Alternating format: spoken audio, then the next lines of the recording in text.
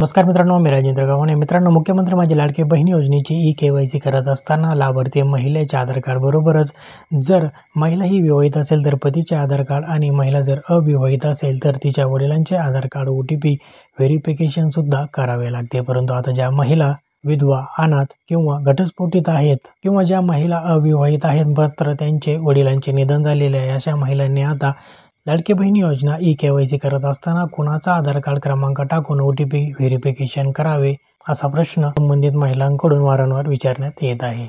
अशा सर्व भगिनींना मी सांगू इच्छितो की या प्रॉब्लेमबाबत शासनामार्फत अद्याप कुठलेही अपडेट देण्यात आलेले नसून शासनाचे स्पष्टीकरण किंवा शासन निर्णय आल्यानंतरच आपण सर्वांनी ई-के-वाय-सी करावयाची आहे. उर्वरित महिलांनी लवकरात लवकर आपली ई-के-वाय-सीची प्रक्रिया पूर्ण करून घ्यावयाची असून ज्या महिला विधवा, अनाथ किंवा ज्यांचे वडील एक्सपायर झालेले आहेत किंवा ज्या घटस्फोटित महिला आहेत त्यांनी शासनाचा निर्णय आल्यानंतर आपली ई-के-वाय-सीची प्रक्रिया पूर्ण करावी.